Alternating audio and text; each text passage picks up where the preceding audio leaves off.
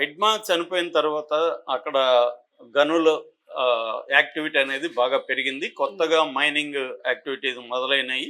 అక్కడ తవ్వకాలు కనబడుతున్నాయి. దానికి సంబంధించి అక్కడ ట్రైబల్స్ కొన్ని వీడియోలు కూడా తీసి లోకల్ యూట్యూబ్ ఛానల్లో పెట్టారు. అవన్నీ మనకు కూడా ఇక్కడ తెలుగు ఛానల్స్ కూడా కొన్ని చూపించాయన్నమాట. సో అంటే మావోయిస్టుల్ని ఆపరేషన్ కగార్ పేరుతో చంపడమే ప్రధాన కారణం ఏంటంటే అక్కడ అడవిలో అంటే దండకారణ్య ఫారెస్ట్లో ముఖ్యంగా ఛత్తీస్గఢ్, మహారాష్ట్ర, మధ్యప్రదేశ్ ఈ ఏరియాల్లో మైనింగ్ యాక్టివిటీస్ అక్కడ ఎందుకంటే మనకి చాలా విలువైన బాక్సైటు, కోలు ఇవన్నీ గనులు చాలా ఎక్కువ ఉన్నాయి, స్టీలు ఇవన్నీ. సో దానికి అదాని దగ్గర నుంచి టాటా స్టీల్ దగ్గర నుంచి అనేక ప్రైవేట్ కంపెనీలు, అట్లాగే coal India limited government, central గవర్నమెంట్ది, ఇవన్నీ కూడా అక్కడ గనుల్ని చేయాలి. ఎందుకంటే మనం ఆత్మ నిర్భర్ భారత్ అని బీజేపీ సెంట్రల్ గవర్నమెంట్ ప్రకటించింది కాబట్టి ఎనర్జీ సెక్టర్లో మనము ఇప్పటికి కూడా మన మొత్తం ఆయిల్, ఫర్ ఎగ్జాంపుల్ ఆయిల్లో 85% మనం దిగుమతి చేసుకుంటున్నాం.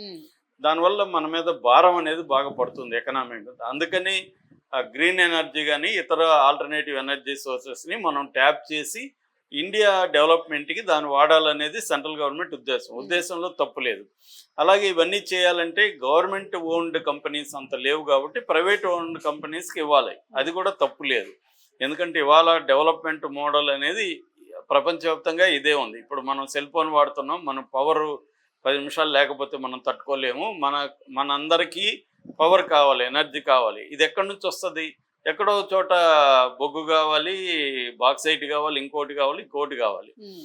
సో ఇది కావాలన్నప్పుడు ప్రాబ్లం ఎక్కడ వస్తూ ఉందంటే అక్కడ స్థానిక ప్రజలు వాళ్ళ హక్కులు, వాళ్ళ డిస్ప్లేస్మెంటు, వాళ్ళ రిహాబిలిటేషను అది సరిగ్గా చేయనప్పుడే ఈ ప్రాబ్లం వస్తుంది. అవి లేని చోట డెవలప్మెంట్కి ఎవరు అడ్డుపడట్లేదు, ఇవి ఉన్న చోట వస్తుంది. ఇక్కడ ఏమైందంటే దండకారణ్య ఫారెస్ట్లో ట్రైబల్స్ ఎక్కువ ఉంటారు కాబట్టి ట్రైబల్స్ ట్రెడిషనల్గా వాళ్ళకి ట్రైబల్స్కి అనేక రైట్స్ ఫారెస్ట్ దీంట్లో ఉన్నాయి. అది చట్టాలు చాలా ఉన్నాయి.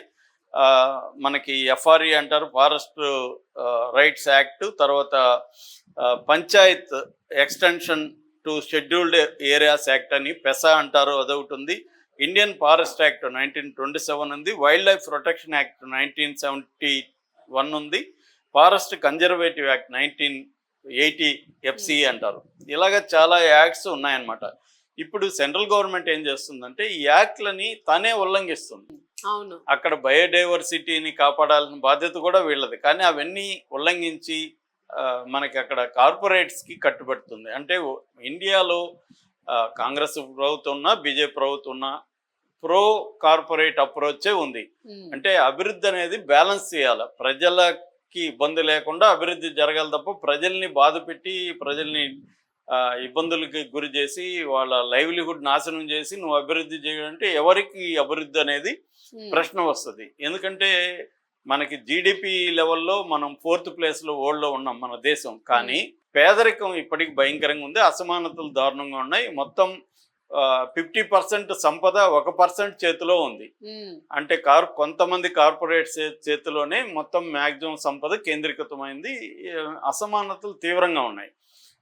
దీన్ని ఇప్పుడు ఇంకా ఇది పెరిగే యాక్టివిటీ. అట్లాగే బయోడైవర్సిటీని కాపాడాల్సిన అవసరం ఉంది. ఫర్ ఎగ్జాంపుల్ ఈ గనుల కోసం 8 లక్షల చెట్లను ఇప్పుడు అక్కడ కొట్టేస్తున్నారు. అందులో 1 lakh చెట్లను ఆల్రెడీ కొట్టేశారు.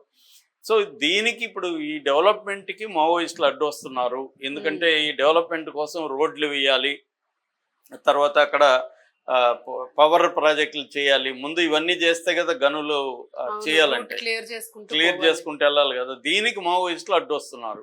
అందుకని ముందు మావోయిస్టులని క్లియర్ చేసేస్తే మిగతా తర్వాత చేయొచ్చు అనేది సెంట్రల్ గవర్నమెంట్ ప్లాన్. అది సక్సెస్, ఆల్మోస్ట్ 90% సక్సెస్ అయిపోయారు. మొన్న హిడ్మా తర్వాత అక్కడ మావోయిస్టులు ఉన్నా కూడా వాళ్ళు లోతట్టు ప్రాంతాలకి అంటే డిఫెన్సివ్లకి వెళ్ళిపోయారు. వాళ్ళు కాపాడుకోవడమే మావోయిస్టుల తక్షణ కర్తవ్యంగా మారిపోయింది. వాళ్ళు వచ్చి ఇప్పుడు అటాక్ చేసే పరిస్థితి లేదు. అందుకని హిడ్మా తర్వాత ఈ యాక్టివిటీలు పెరిగాయి. ఇప్పుడు మనం చెప్పుకునే అంబికాపూర్ అనే ఏరియాలో బొగ్గు గనుల్లో కాల్పులు జరిగాయి అనేది ఇప్పుడు నేషనల్ లెవెల్లో వార్త. ఇది ఏంటంటే అక్కడ SECL అనే ఒక కంపెనీ ఉంది, అంటే south eastern coal field limited. ఇది గవర్నమెంట్ కంపెనీని, మన కోల్ ఇండియా లిమిటెడ్ అనుబంధ కంపెనీ ఇది. ఇది ఎప్పటి నుంచో ఛత్తీస్గఢ్లో కోల్ మైనింగ్ చేస్తూ ఉంది. మామూలుగా ఛత్తీస్గఢ్లో బొగ్గు గనులు చాలా పాపులర్, చాలా ఎక్కువ ఉన్నాయి, అక్కడ అనేక ఏరియాలు ఉన్నాయి.